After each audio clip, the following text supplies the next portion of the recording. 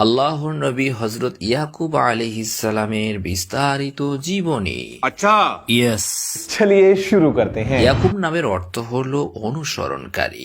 নবী ইয়াকুব আলাইহিস সালামের জন্মস্থান ফিলিস্তিন বা এর কাছাকাছি কোনো অঞ্চলে, যেমন হেবরন ছিল বলে মনে করা হয়। ইয়াকুব নবীর পিতার নাম নবী ইসাহাক আলাইহিস সালাম। নবী ইয়াকুব আলাইহিস সালামের মায়ের নাম রেবেকা বা রিফাকা।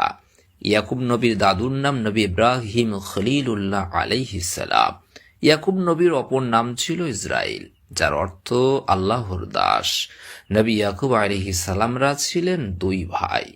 নবী ইয়াকুব আলাইহিস সালামের জাতি ছিল মূলত বনি ইসরাইল, ইসরায়েলি জাতি, যা তার 12 পুত্রের মাধ্যমে বংশবিস্তার লাভ করে। আর তার উপাধি ইসরাইল থেকে এই জাতির নামকরণ হয়, যার অর্থ আল্লাহর দাস। তিনি ছিলেন একজন নবী, যিনি তৌহিদ একত্ববাদ প্রচারে নিবেদিত ছিলেন, এবং তার বংশধররা পরিবর্তে কেনান থেকে বসতি স্থাপন করে। কেনান কোনো একক শহর ছিল না, বরং মধ্যপ্রাচ্যের একটি ঐতিহাসিক অঞ্চল ছিল, যা বর্তমানে মূলত ইসরায়েল, ফিলিস্তিন, লেবানন, জর্ডান এবং দক্ষিণ সিরিয়া নিয়ে গঠিত। নবী ইয়াকুব আলাইহিস সালাম কেনান দেশে আল্লাহর ইবাদাত ও একত্ববাদের দাওয়াত দিয়েছিলেন।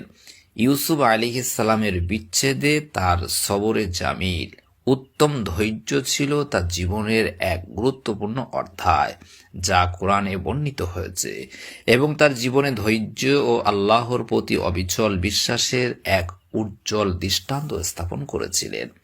পিতা পুত্রে অর্থাৎ পিতা নবী ইয়াকুব আলাইহিস সালাম ও পুত্র নবী ইউসুফ আলাইহিস সালামের ঘটনা পবিত্র কোরআনুল কারীমের সূরা ইউসুফে বিস্তারিতভাবে বর্ণিত হয়েছে, যা মুসলিম উম্মাহর জন্য শিক্ষা ও অনুপ্রেরণার উৎস। নবী ইয়াকুব আলাইহিস সালামের মামুর বাড়ি ইরাকের হারান। সেখানে যাবার পথে রাত হয়ে গেলে কেনানের অদূরে এক স্থানে একটি পাথরের উপরে মাথা রেখে ঘুমিয়ে পড়েন। ওই অবস্থায় স্বপ্ন দেখেন যে একদল ফেরেশতা সেখান থেকে আসমানে ওঠানামা করছে। এরই মধ্যে আল্লাহ পাক তাকে উদ্দেশ্য করে বলছেন, অতি সত্বর আমি তোমার উপরে বরকত নাজিল করব, তোমার সন্তান সন্ততি বৃদ্ধি করে দেব, তোমাকে ও তোমার পরে তোমার উত্তরসূরিদের এই মাটির মালিক করে দেব। তিনি ঘুম থেকে উঠে খুশি মনে মানত করলেন, যদি নিরাপদে নিজ পরিবারের কাছে ফিরে আসতে পারেন, তাহলে এই স্থানে তিনি একটি ইবাদতখানা প্রতিষ্ঠা করবেন এবং আল্লাহ তাকে যা রুজি দেবেন তার একাংশ আল্লাহর পথে ব্যয় করবেন। অতঃপর তিনি ওই স্থানে পাথরটির উপরে একটি চিহ্ন এঁকে দিলেন, যাতে তিনি ফিরে এসে সেটাকে চিনতে পারেন। তিনি স্থানটির নাম রাখলেন। এই স্থানই বর্তমানে বাইতুল মুকাদ্দাস অবস্থিত, যা পরবর্তীতে প্রায় 1000 বছর পরে হযরত সুলাইমান আলাইহিস সালাম পুনর্নির্মাণ করেন।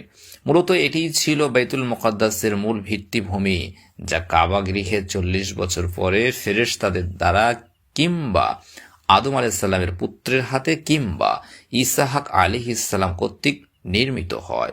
নিশ্চিহ্ন হবার কারণে আল্লাহ ইয়াকুব আলাইহিস সালামকে স্বপ্নে দেখান এবং তার হাতে সেখানে পুনরায় ইবাদতখানা তৈরি হয়। নবী ইয়াকুব আলাইহিস সালাম হারানে মামুর বাড়িতে গিয়ে সেখানে তিনি তার মামাতো বোন লাইয়া ও পরে রাহিলকে বিবাহ করেন এবং দুজনের মোহরানা অনুযায়ী 7 + 7 = 14 বছর মামুর বাড়িতে দুম্বা চড়ান। ইব্রাহিমের শরিয়াতে 2 বোন একত্রে বিবাহ করা জায়েজ ছিল, পরে মুসা আলাইহিস সালামের শরিয়াতে এটা নিষিদ্ধ করা হয়। শেষ স্ত্রীর গর্ভে জন্মগ্রহণ করেন নবী ইউসুফ আলাইহিস সালাম। অতঃপর দ্বিতীয় পুত্র বেনিয়ামিনের জন্মের পরেই তিনি মারা যান। তার কবর বেতেলহামে অবস্থিত এবং কবরে রাহিল নামে পরিচিত। পরে তিনি আর এক শালিকাকে বিবাহ করেন। নবী ইয়াকুব আলাইহিস সালামের 12 পুত্রের মধ্যে ইউসুফ আলাইহিস সালাম নবী হন। প্রথমা স্ত্রীর পুত্র লাভীর পঞ্চম পুরুষ মুসা ও হারুন আলাইহিস সালাম নবী হন। এভাবে ইয়াকুব আলাইহিস সালামের বংশেই নবীদের সিলসিলা জারি হয়ে যায়। ইয়াকুব আলাইহিস সালামের অপর নাম ইসরাইল অনুযায়ী তার বংশগণ বনু ইসরাইল নামে পরিচিত হয়। হঠকারী ইহুদি নাসারাগণ যাতে তারা আল্লাহর দাস একথা বারবার স্মরণ করে। সে কারণ আল্লাহ পবিত্র কোরআনে তাদেরকে বনু ইসরাইল বলেই স্মরণ করেছেন। হারান থেকে 20 বছর পর নবী ইয়াকুব আলাইহিসসালাম তার স্ত্রী পরিজন সহ জন্মস্থান হেবরনে ফিরে আসেন, যেখানে তার দাদা নবী ইব্রাহিম আলাইহিসসালাম ও পিতা ইসহাক আলাইহিসসালাম বসবাস করতেন, যা বর্তমানে আল খলিল নামে পরিচিত। কেনআন, ফিলিস্তিন তথা শাম এলাকাতেই নবী ইয়াকুব আলাইহিসসালামের নবুয়তের মিশন সীমায়িত থাকে। হযরত ইয়াকুব আলাইহিসসালাম সম্পর্কে পবিত্র কোরআনে 10টি সূরায় 57টি আয়াতে বর্ণিত হয়েছে।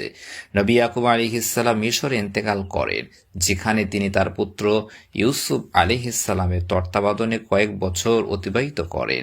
তবে তার ওসিয়ত অনুযায়ী তাকে কেনআনে, বর্তমান ফিলিস্তিন, তার পিতা ইসহাক আলাইহিসসালাম ও দাদা ইব্রাহিম আলাইহিসসালামের কবরের পাশে সমাহিত করা হয়, যেখানে তিনি প্রায় 147 বছর বয়স পর্যন্ত জীবিত ছিলেন।